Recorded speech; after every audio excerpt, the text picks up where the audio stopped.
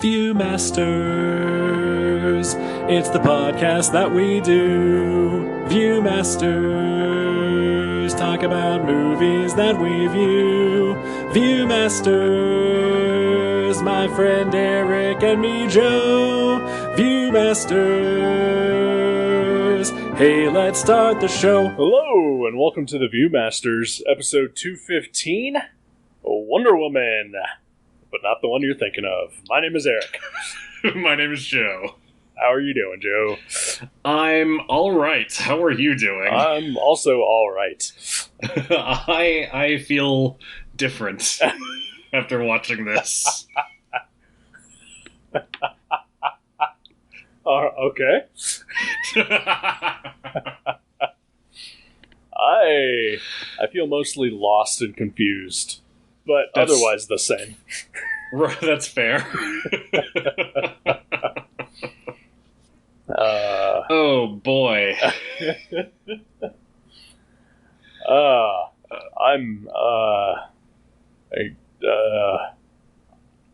honestly don't know how to talk about this movie.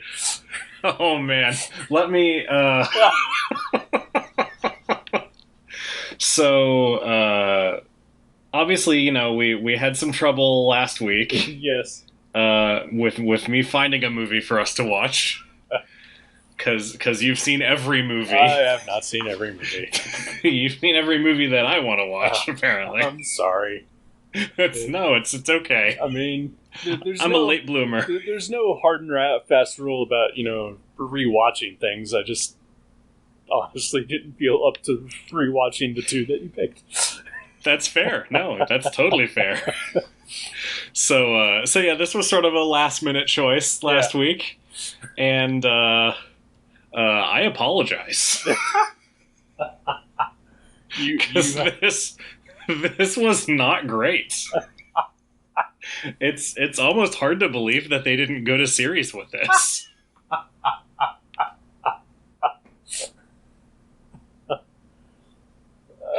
This was utterly baffling.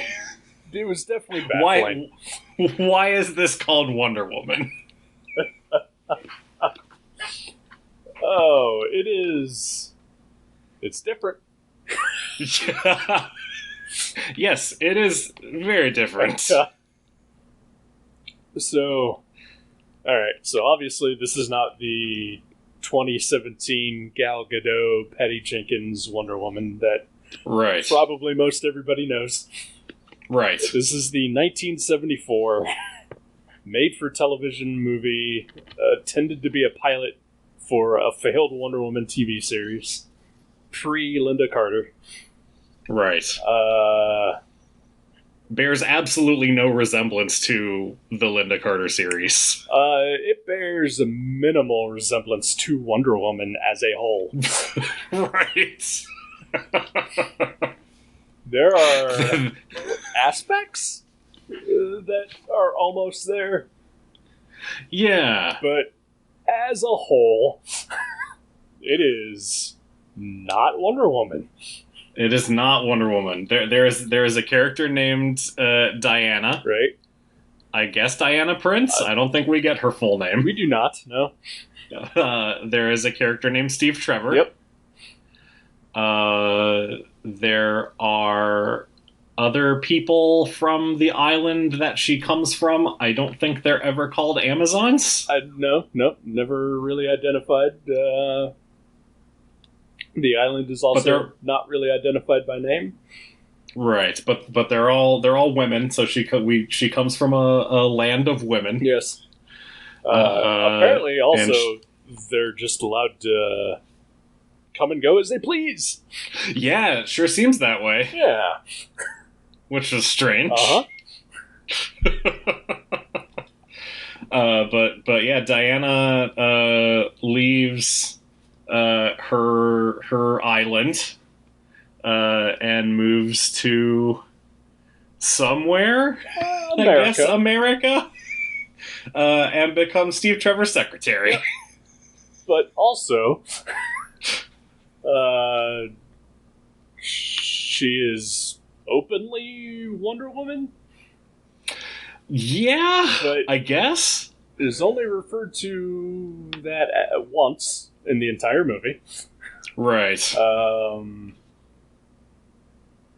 In fact, outside of The Office, she is never referred to by her name at all.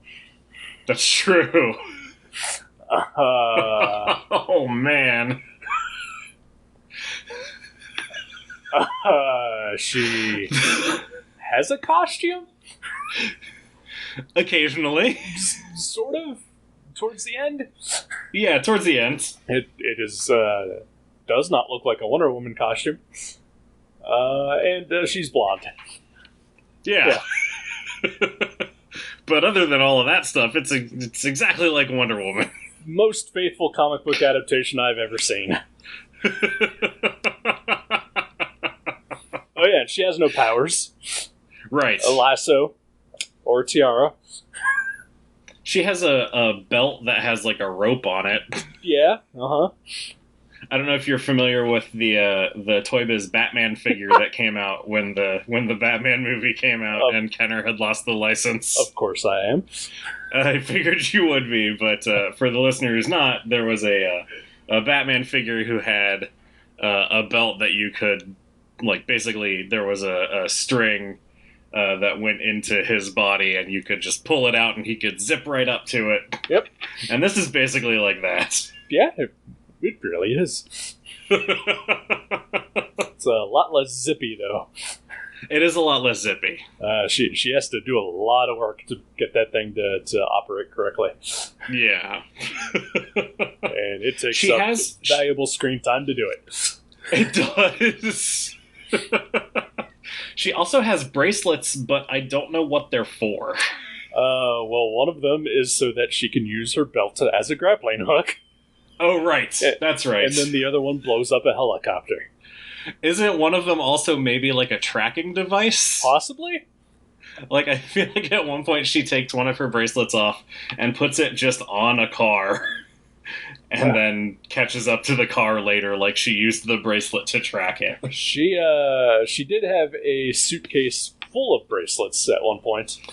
Okay, so maybe she's got different bracelets for different occasions. I think so. I think it's like a James Bond kind of thing, but bracelets and quote unquote Wonder Woman. So strange. Man, the 70s were crazy. You know what? It occurred to me while I was watching it that this movie and the Taking a Pelham 1, 2, 3 came out in the same year. Yes, I also had that same thought. They are vastly different. You don't say. This is also a very weird adaptation of Taking a Pelham 1, 2, 3. It is very strange. They replaced the subway with a burrow. Why is there a burrow in this movie? There is. Why does a burrow get shipped to Steve Trevor's office? And then how does it end up wherever it needs to be where Wonder Woman is? Well,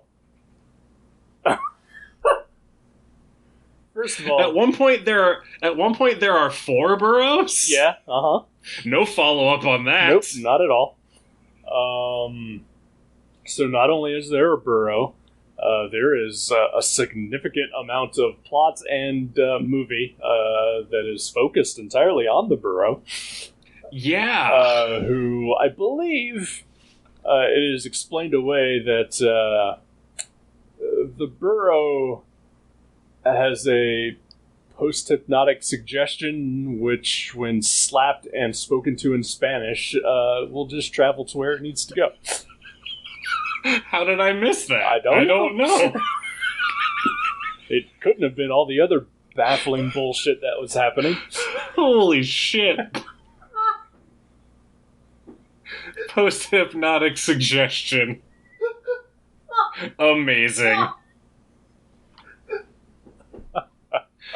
Oh, boy. Oh, man.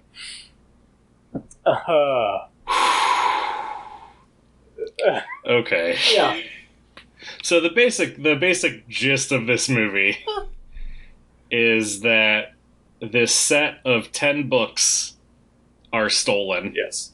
They were these... I don't really even know what the books do. So they are encrypted profiles of, I believe, 49 undercover spies and their missions. That's right. As you say it, it comes back to me. Yes. Yes, they have been stolen by someone nefarious, and he plans to, he's basically ransoming them back to the United States, or he will sell them to the highest bidder. Right. And expose, the, identities of a bunch of spies and possibly get them killed. That's actually the plot of the first Mission Impossible movie as well. I believe you're correct. I haven't seen that in forever, but hadn't occurred to me. Yeah. I mean, I'm sure it's been the plot of a bunch of various spy movies. That's true. I think even one of the Daniel Craig James Bonds that is, possibly one of the plots to those. That might be. Is it Casino Royale? That might be the plot of. I don't remember. Yeah, I'm not sure. It's at the very least the MacGuffin for one of them. Right. Yeah. So they're given a list of three suspects for who might be behind this, and Diana decides to just go after one of them. Yep. And hilarity ensues. So I mean, okay, so this is kind of where I have to step back a little bit and genuinely ask, like, do you think this is a bad movie because of all this, or is it a bad movie because it's called Wonder Woman and bears almost no resemblance to what we know of as Wonder Woman? That's an excellent question. Like, if this was just a regular spy thriller, like, would it be better? Yeah. I don't know, because there's still a burrow that plays a very, very important role. There is, again, still some baffling shit that's happening, such as the burrow. The weird multicolored shit trap? Yes! Oh, man! Or whatever that was? I don't know what that was, but you're absolutely right. It just looked like multicolored shit spewing out of the walls. Or the weird twin henchmen? Yeah. Who are never really explained or expanded upon. And they get taken down fairly easily. Yeah. Or the weird traps that get set up for Diana in her pursuit of the villain. Yeah, I think that there's crazy shit in this. And I think that my main problem with it is that is that Diana doesn't feel like Diana is completely nonplussed by everything. Right. Like, absolutely nothing phases her. She gets in an elevator, and a person falls out of the ceiling and tries to kill her. And she just, like, opens the elevator door, kicks the guy off the elevator, closes the elevator door, goes about the rest of her day. Right. she just, the way that she acts throughout this is... I think I wanted her to have more personality, and just generally, like, she almost seems disinterested by everything that's going on. So that is a very excellent point. And for me, I think the one scene that really backs your assessment of that up is the snake scene. Right. I had to go back and watch that again because I apparently missed the part where the snake shows up. Oh no, that's key. And so basically, like, I don't know, glanced away, and then I'm just watching the scene where she is ordering milk from, a hotel staff guy. And, like, this entire scene plays out where, this bellhop brings her a bowl of milk without shoes into her room while she just sits on a couch and tells him what to do. And I'm just like, what the fuck is happening? This is the weirdest porn I've ever watched. Right? And she has no expression. She has no inflection. She is just merely giving this man instructions, and they're not cutting away to, like, the apparent imminent danger. Mm-hmm. Like, until the very end, then they show the snake. And I was like, wait, what? And I did have to rewind it, and, okay, there's the snake, but still... like, just nothing registers on her. Yeah. And then, like, once she gets the snake off, the snake is drawn over to the milk, apparently. That's a thing I didn't know about snakes. Yeah, I'm not sure that's right. Yeah. But then she's just like, all right, well, I gotta tip the bellhop. Right. Like, she doesn't make any movement to, like, capture the snake, put it back in the box it was in. Right. Like, I'm not convinced that this was actually a dangerous snake. Yeah, because then later she gifts the snake back to the guy who set it for her, right? And, like, he opens the box and sees the snake, and it's just like, oh brother. He doesn't, like, recoil in terror or anything. No, and at one point, like, in my first pass through when I had no idea what the hell was happening. Like, I think there's, like, some growling in the background, and I was like, is there a cat or something? Like a rabid cat that I missed? Because why would she be ordering milk? Right. There's actually a mongoose in there as well, in case the snake gets out of hand. Oh, Christ. Yeah. Oh, man. Yeah, so let's talk about Kathy Lee Crosby, I guess, a little bit. Yes, all right. She's not great. She's not great. She's fine, I would say. I mean, part of it is the material for sure. Right. But, like, I guess... We kind of also have to talk about the other Wonder Women in the world. Right, I was going to say, she's absolutely no Linda Carter, that's for sure. Right. And Linda Carter is just absolutely perfect. Yeah. At least visually. I've actually never seen too many episodes of the Linda Carter Wonder Woman show. Okay. Because it is distracting to watch. Because Linda Carter is distracting. She is distractingly attractive. And I would agree with you there. In every best way possible, she is a distraction. And it is hard to pay attention to anything else that's happening in that show when Linda Carter is on screen. Yeah, like when she's got her hair up and she's wearing those enormous glasses. Yep. And it's supposed to be like, oh, she's so mousy and unassuming, and, like, no, she's still... No, yeah, she is a perfect human being. But, she is really good at that, and I mean, she's good in that show. Yeah. She is a great Wonder Woman.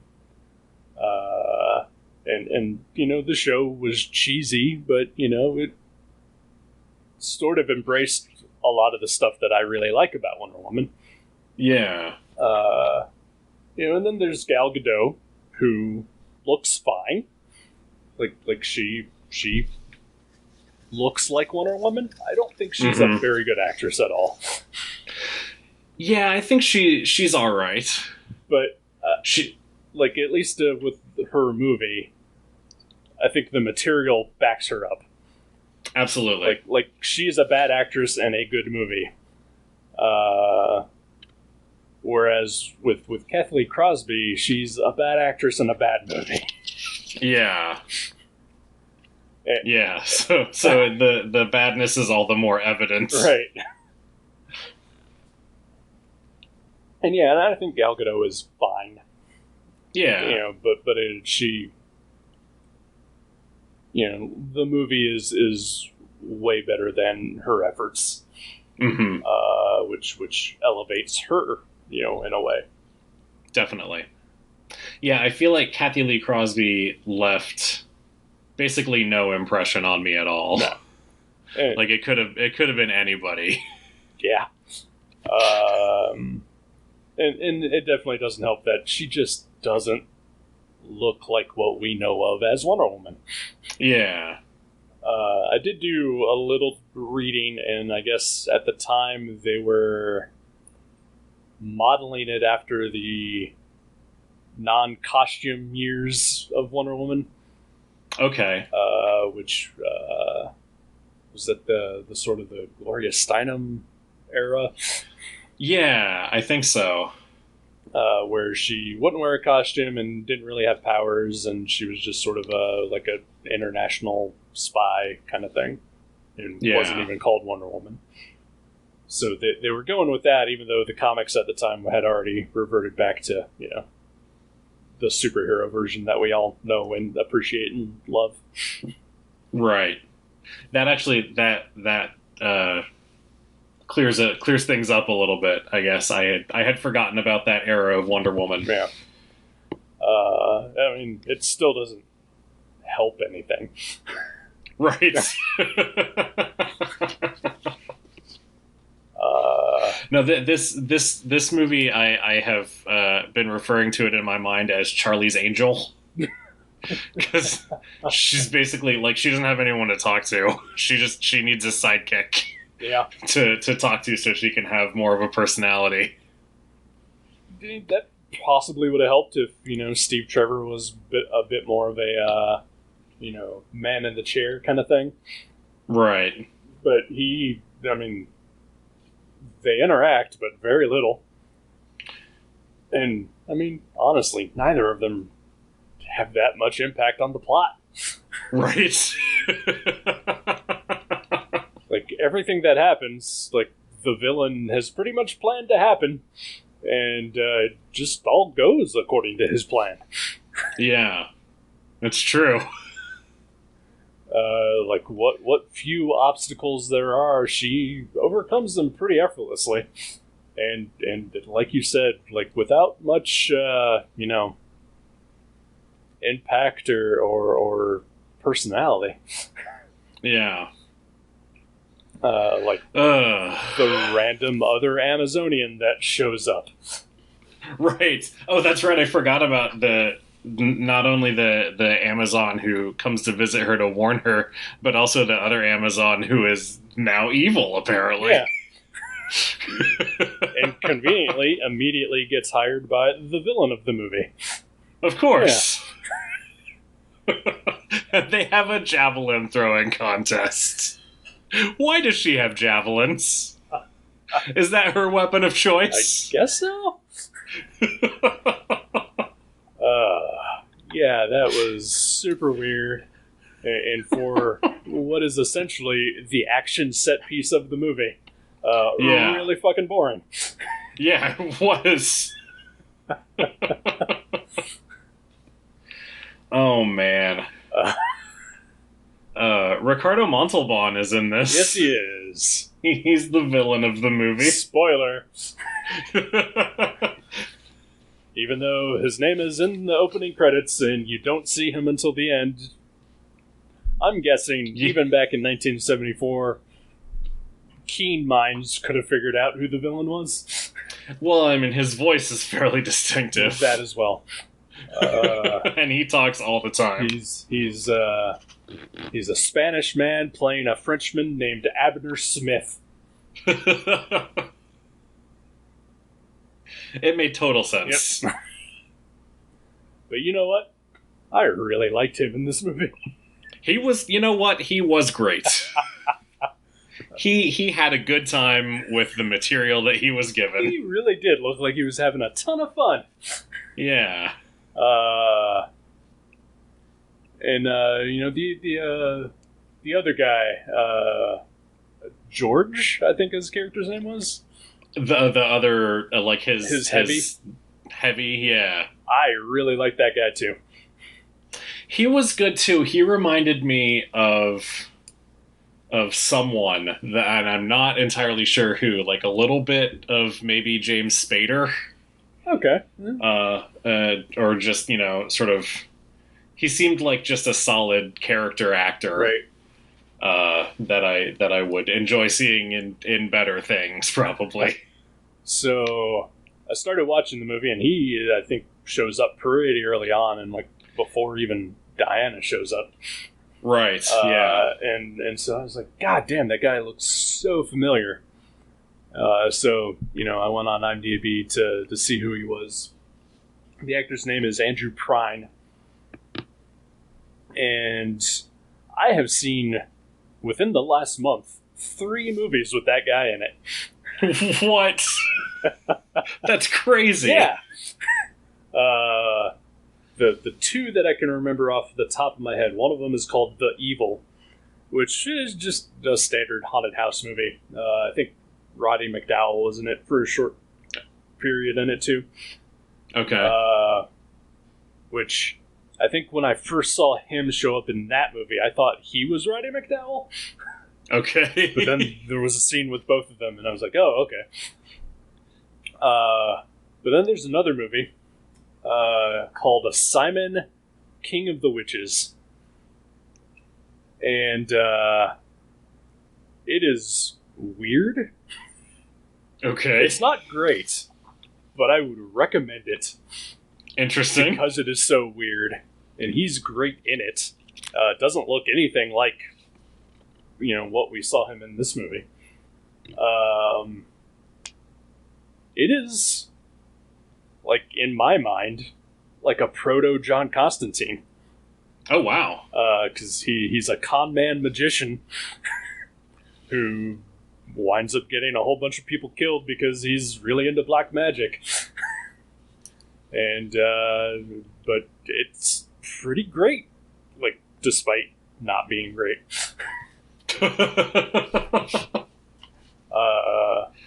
But, I mean, I liked it a lot, and so I remembered that movie, and, like, it didn't occur to me that was the same guy until I had to look it up.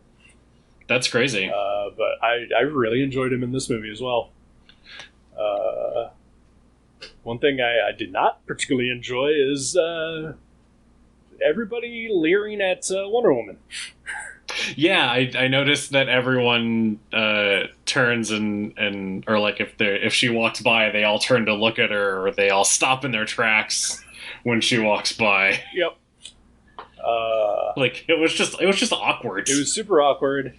But the one moment was when she has her first face-to-face with George. And within minutes of meeting her, says, I want to make love to you. And right. I was just like, what is happening? I know, saying make love is so lame. It is super lame. Like, why didn't he just say he wants to fuck her? Right? on CBS in 1974. I think it was ABC. Oh, was it ABC? Okay. Oh, you're right. The Linda Carter show started on ABC and then moved to CBS. Okay. That's what I'm thinking of.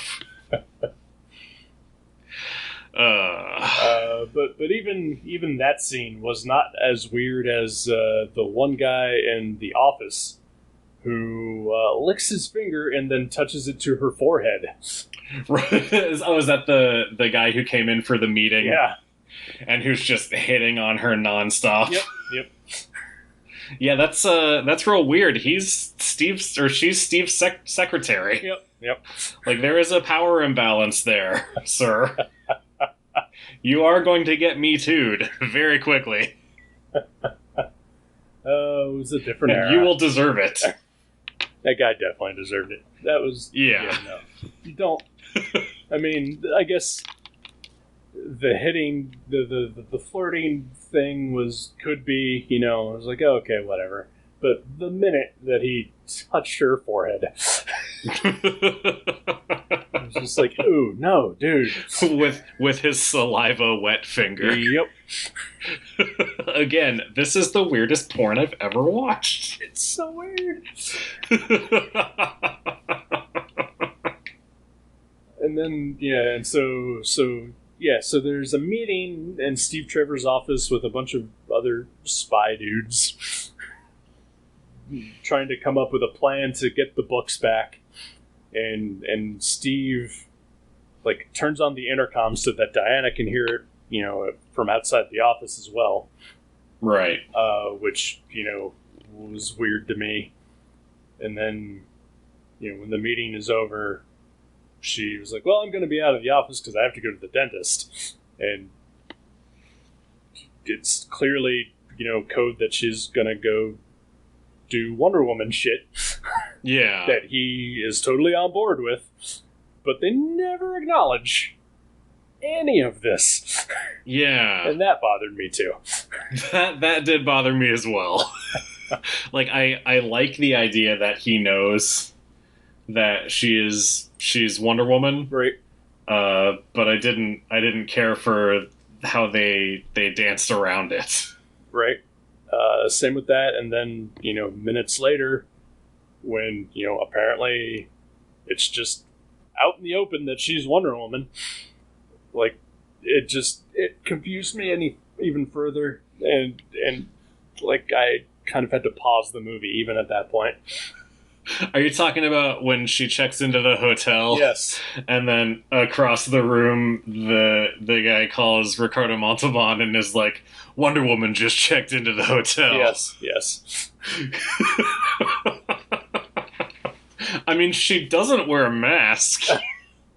But, if she's supposed to be a super spy, she's not very good at it. Clearly not. I mean, it's sort of like the more ridiculous James Bond movies where everybody knows who the hell James Bond is. Right. But worse, in my opinion.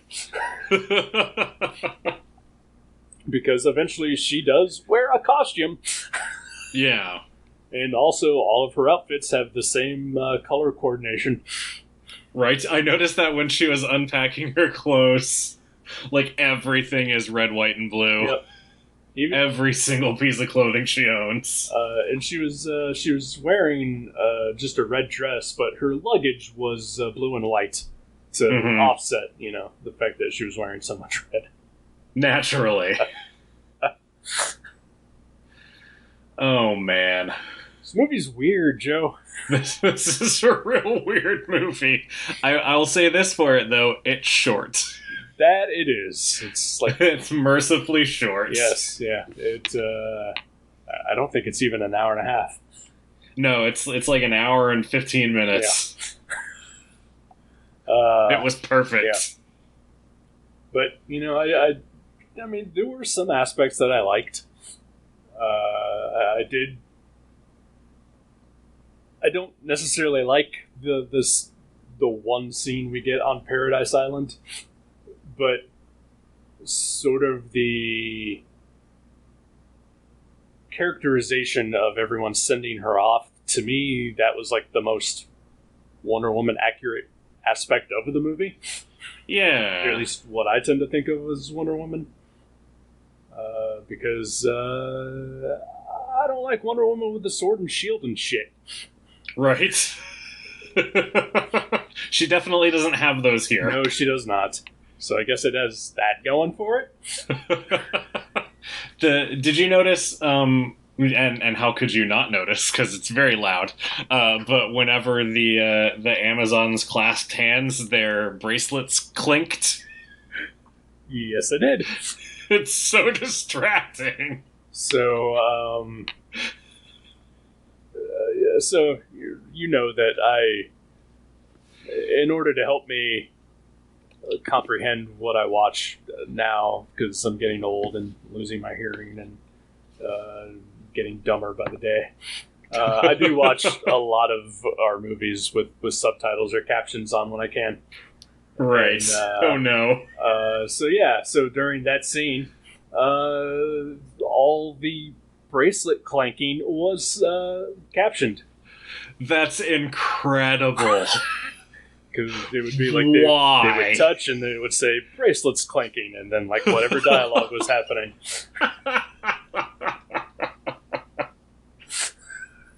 Holy shit! Why? That's insane. Well, I guess if a hearing impaired person were watching it, they would want to know that the bracelets clank every single time. I guess that's true. Wow. Oh man. I enjoyed watching this. I will probably never watch it again. It's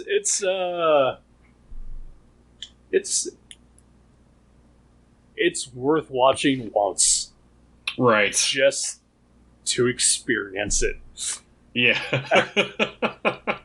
It's like when we watched the Legends of the Superheroes specials. Yeah, I mean, I was actually thinking about that today, thinking about possibly rewatching that on my own at some point. But I don't need to. I've seen it the once. I got the gist of it. Right. I'm good. Yeah. I own it on DVD. I'm fine. That is true. You do.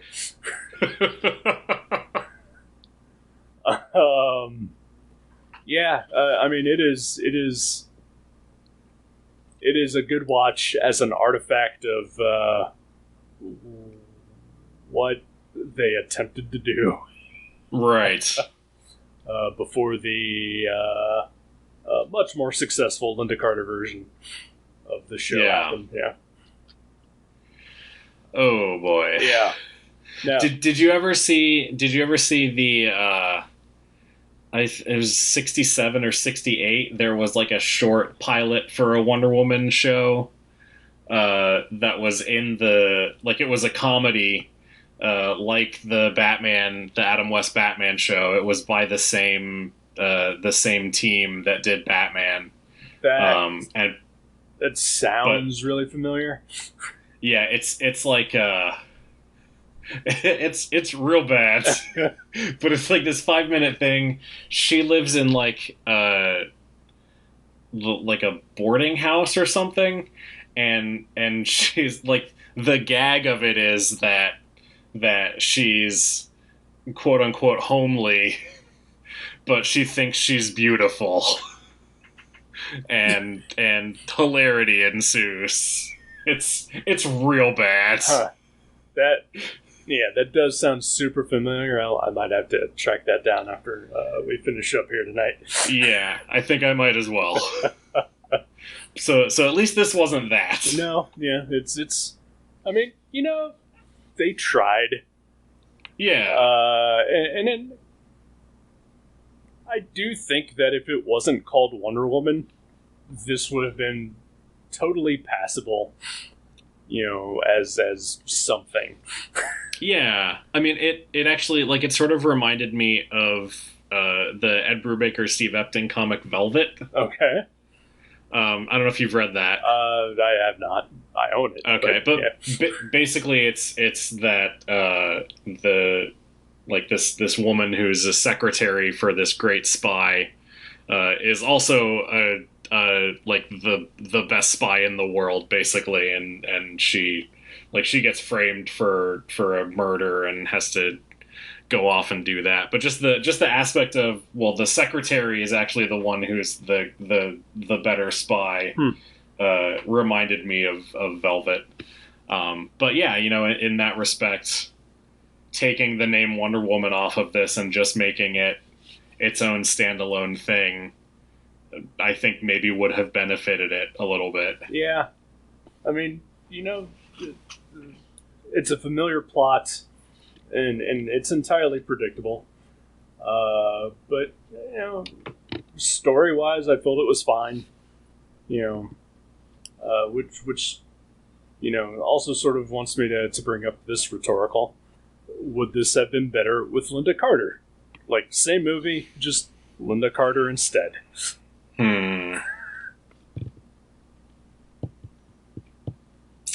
Yeah, I don't know. I mean, if she would have had at least more personality? Yeah, I think the character of Wonder Woman would have been better. Yeah. With a different actress in the role, or a better actress, I should say. Sorry, Kathy Lee Crosby. But yeah, I don't know that would have elevated the rest of the movie well enough. Yeah, I don't think it would have either. Like, I think it would have pushed it, maybe, like, it could have pushed it in a direction of being more entertaining. Like, either, how, like, if she was more incredulous about the things that were happening, or just, otherwise more emotive about the circumstances and what's happening. I don't know what I'm trying to say here. Yeah, I mean, but no, I get it, and you're absolutely right. She is stone-faced throughout the entire movie. She has got a very strong, just set in stone face. That is not evocative of Wonder Woman at all. But also just no character at all either. Yeah. I feel, going back a little bit on what I just said about, if this was not called Wonder Woman, it still would have had a lot of its failings just because of her performance or lack thereof. Yeah, and I want to make sure that it's clear. I'm not saying, like, well, she should smile more. No, absolutely. That's not at all what I mean. No, yeah, absolutely not. She should just do more of anything. Yeah, no, it's there is a vast difference between saying smile more and fucking act. It's your goddamn job. Like, yeah, just don't quite seem as bored as you do here. I mean, I've never seen her in anything else, so I don't know if that's just how she is, but she is not good in this role. Yeah. I don't know, man. Just, her kicking that guy off the elevator and then just going back about her day. Right. That made me laugh. I will give it that. I mean, there is I think that scene could be done effectively in that manner, to a comedic effect of her just sort of like ho-hum whatever. But she just, I mean, that's her throughout the entire movie. She is going a steady 25 while everyone's zooming past her at 60. Because again, Ricardo Montalban having the time of his fucking life. Right. Being just creepy and I mean, not creepy, but like, he also just is, he even says at the end of the movie, "I love you, Wonder Woman." And it's weird. Yeah, it was just real strange. If you're a Wonder Woman purist, give it a miss or check it out just to know how bad you could have had it. Right. Yeah. Because imagine if this would have taken off. It did. It was called Charlie's Angels. There were 3 of them. No, I feel like this is, I don't know if it was before or after Charlie's Angels or before or after the Bionic Woman, but it felt very much in the mold of one of those shows. Yeah. Just less fun. Yeah. Yeah, I think that's a big part of it. Like, there is some fun in it, but a lot of that fun is just in how bad it is. Right. Like it itself is not very fun. Yeah. Except for maybe the whole burrow thing. And if you watch the snake scene without realizing there's a snake in the room. Right, yeah. Like I did. Like you did. Yeah. So confused. Oh, man. Yep. Wonder Woman. Ish. Yep. That's what it's called. Nothing memorable about it. Nope. Not even a good theme music to get stuck in your head. It's just it. Yeah. It is just a pile of bland. I thought the theme music was just loud. Just loud synthesizer. Yeah.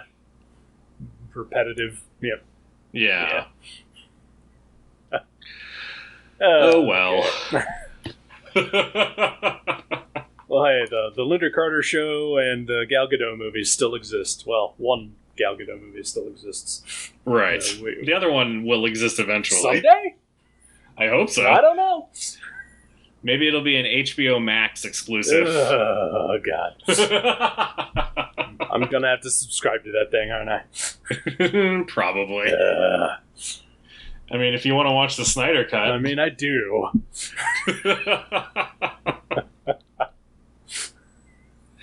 Oh, boy.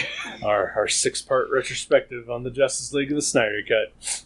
That'll be pretty fun. Coming in 2021.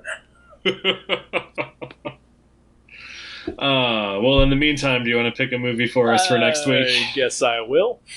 All right. I haven't told you the movie, but I asked you some questions about it yesterday because I'm concerned. Right. Because we are a couple of white dorks. I'd say I'm whiter than you. You are whiter than me, but personality-wise, we are super white. Right. I may not technically be white, but I was raised to be white. And so I feel a little weird, but I would like to pick what is essentially the first blaxploitation movie. Okay.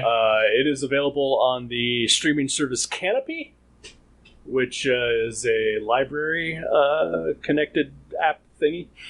Right. I think we watched Seventh Seal on that. That was Hoopla. Oh, that's right. That was Hoopla.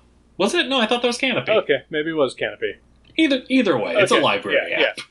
It's like Hoopla, but it is solely for movies. And this movie is called Sweet Sweetback's Badass Song. Okay. I'll text you the name of that. I was going to say, I usually write down the name of the movie, but I know I missed a few words in there, so... yeah, please text me that. I'd appreciate it. It is written, directed, and starring Melvin Van Peebles. Okay. And it is pretty much considered the very first black exploitation movie. Was there a movie about this? Yes, starring Mario Van Peebles. That's what I thought. And was it just called Badass? I believe so, yeah. Okay. All right. Yeah. So yeah, if you're not against possibly having some uncomfortable conversations next week. Never. Alrighty then. That's what this podcast is for, is to have important conversations about issues. You know, that's what I've always thought. I don't like it when my podcasts get political. No, you don't? No. I'm sorry. I just want podcasts to go back to the way they were in the old days. Oh, no. Oh, no. Podgate, here we go. No. Oh boy. No, yeah. I don't know. I just thought it would be interesting for us to do that. It's like, even with Gutter Trash, I don't recall ever doing a movie like that in particular. Yeah, I don't know that I've ever seen like an actual, unless Shaft counts. Shaft does count, yeah. Okay, then I have, yeah. And you know, I've also seen Black Dynamite, which is sort of a send up of that genre. So right. So yeah, no, I'm totally into this. Okay, cool. Well then, I'll say it again. Sweet Sweetback's badass song. Awesome. Alrighty. Hello. Hello. Oh, all okay. right. All right. We'll be back next week, and maybe we'll be better at this. Nope. All right. Goodbye. Bye.